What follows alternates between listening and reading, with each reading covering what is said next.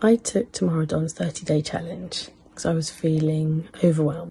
Had too much to do, too little time, feeling stressed all the time, causing everyone around me to be stressed, finding it difficult in the mornings, running around like a nutter, and not being present enough with my children, and not enjoying them like I should be. But slowly over the course of the 30 days, I really noticed a shift in my thoughts and how I was feeling and how I was responding to other people.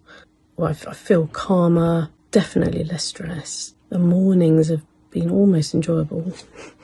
Things just don't seem to get to me quite as much. And I'm definitely more present with my children.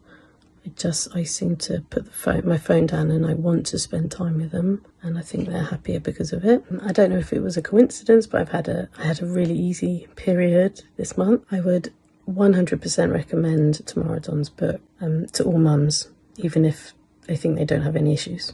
It's beautifully written. It's so clear.